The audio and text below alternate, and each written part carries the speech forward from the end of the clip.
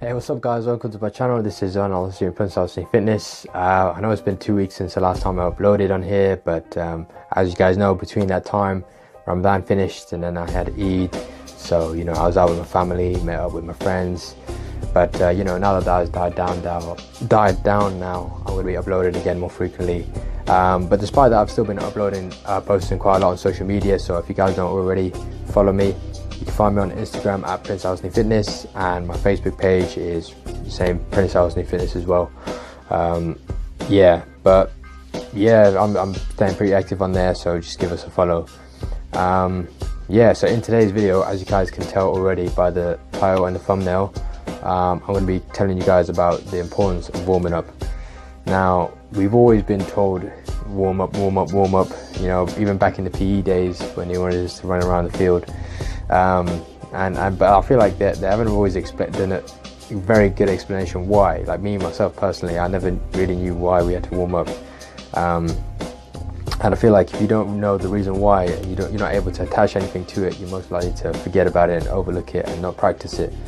So in this video, but despite it is really important, and in this video, I'm going to be explaining to you guys why. This is not a vacation. This is work. So let's get straight into it. There are 3 major reasons why it's important to warm up, okay? So the first one is to avoid injury. As you guys know, bodybuilding, weightlifting in general, powerlifting, whether you just train for athletics or generally in fitness, all types, even like running and sprinting and stuff, people get injuries. So that's the first one, is to avoid injury. I'm going to explain why in a second. The second one is to improve performance, and the third one is to mentally prepare yourself. So the first one, to avoid injury, like I said before, there are so many injuries that happen, not just in training and weightlifting, but in sports in general. That's why we have things like physios and massage therapists and stuff like that, sports psychologists.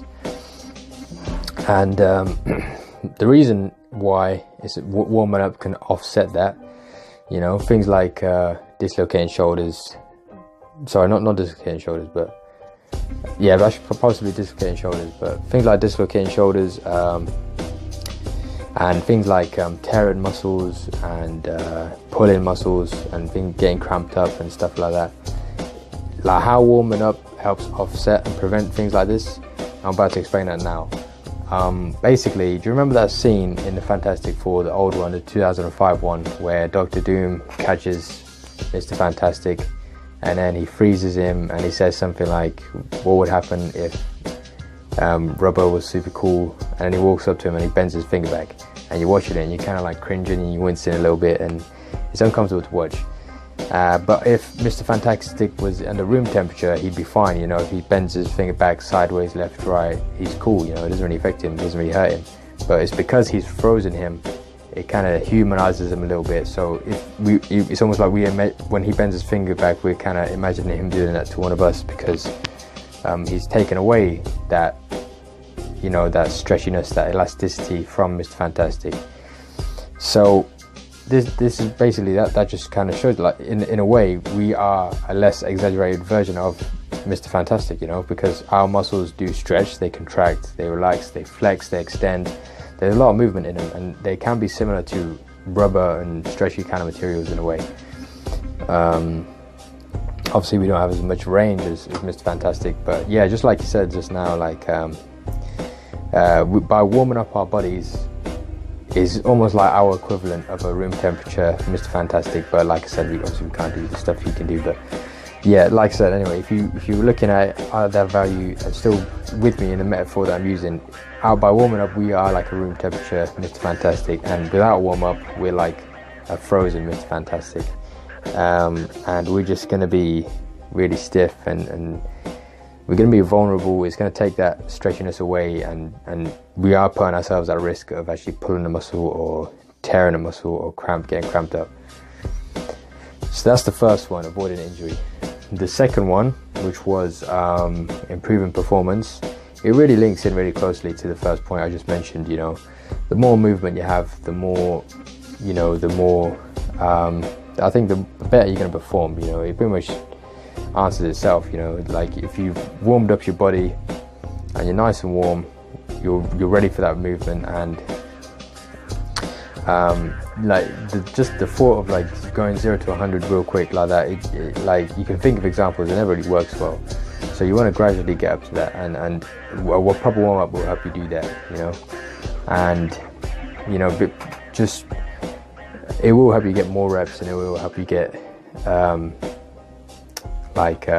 heavier weight and stuff like that, whatever it is that you're training for. And the third one was that it prepares you mentally, right? So basically, I think because the idea of going from a non-exercise state straight into an exercise state it's not a great idea. You know, you definitely want to do a warm-up, because and this is actually this goes for a lot of people. Like even a lot of people kind of say that things like so I'm trying to think of a way to describe it.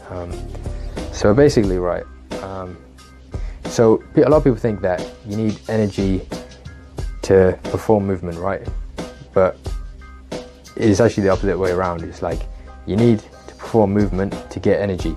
You know, activity breeds more activity, and laziness breeds more laziness. Inactivity breeds more inactivity. So the people that are sitting at home and it's like, oh, you know, I can't be asked to go gym, I'm just gonna sit home. Do you really think they're gonna have any chance of going gym? You like, I don't know what's going through their head. Like they think the energy is gonna magically just appear and come into their house and knock on the front door and here you go. Like, no, it doesn't work like that. Like you gotta start moving yourself, and you'll find that your energy will gradually go up yourself. So by doing a cardio exercise and getting some movement in, you're kind of warming yourself up, and you're getting into that exercise state, and you'll find yourself being uplifted and having more energy before you go into that workout. Like I can think of myself personally where I couldn't really be asked to work out. I'm there, I'm in the gym, but I'm just thinking, you know, I'm just kind of going to go through the motions. I'm only doing it, you know, as part of my routine essentially. And once I warmed up, I'd actually end up having a really good workout. You know, I'd hit some really good numbers, and I'd perform really well, and I'd surprise myself. And I just think doing that is so important, you know, because it's kind of giving me that mental boost, and physically as well, I feel. So those are the 3 reasons. So it's to prevent injury, it's to improve performance, and it's to prepare yourself mentally. Now there's 3 different types of warming up, right? There's like something to raise your body temperature, so something to get your heartbeat pumping. So typically that would be like a cardio machine, whether it's the treadmill, the cross trainer, the bike machine, rowing machine. The second one is the second type of warm up would be like dynamic stretches. And that's basically, if you ever see people in the gym, it's like a stretch that includes movement. So if you see people in a gym and they're just kind of like swinging their arms back and stuff like that, or they're doing that thing with the here and they're rotating side to side, it's kind of like stretching your obliques almost. And things like that, leg swings as well, things like lunges, rotations and stuff.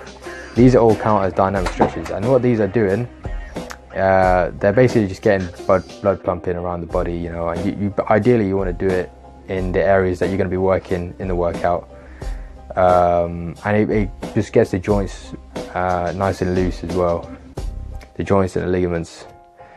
And the final one is doing the exercise but on a really low weight or no weight at all. Like for example, just benching with just a bar, or just squatting with just a bar. I remember there was one time this guy, I saw him on Snapchat, right, and he was filming someone who was benching with just a bar, and then he captioned it, "Oh, mad weight," or something like that. And I'm thinking, well, you just played yourself. Like you literally made yourself look like a fool. Like he recorded him thinking that this guy's the gym novice or gym amateur, but he just exposed himself as the gym novice or the gym amateur because he doesn't realize what it is that guy's doing. The guy was clearly warming up, you know. You could see he was doing everything properly, he was getting the full range of motion, and he was doing the reps quite easy, quite fast. You could tell he was warming up. But this guy, Mr. Hotshot, thinks that you're supposed to straight away go into 100 kg and just bench it out like that. And the chances are this guy probably doesn't get full range of motion. The guy that recorded the Snapchat, you know, he probably doesn't bench that much, you know, if I'm being completely honest. But you know, it just kind of showed himself that he didn't understand what he was doing. So this guy clearly doesn't warm up. Yeah, doing it on a really low weight, it definitely gets the blood pumping to, let's say you're doing bench press, it will likely get the blood pumping to your chest, which you're going to need it when you actually do a proper set with weight on it, because obviously, you know, you want oxygen being pumped to the muscles. So by doing a set with just the weight, it increases blood flow, and it's going to serve you in those heavier sets rather than you just going straight into it and then the blood flow has to gradually come on later. You want it to already be flowing, already be pumping. And yeah, those are the 3 reasons, you know, those are the 3 types, those are the 3 reasons why you do each one. Today was just a quick video, guys. I hope you enjoyed it. I hope you took a lot from it. If you did, be sure to like, share and subscribe. Like I said earlier, check me out on social media, give us a follow, and just let me know what you guys want to see more of. You know, there's a different stuff that I'm currently working on, and different things I want to do in the future. But yeah, you guys just let me know. And yeah, with that being said, I'll see you guys in the next video.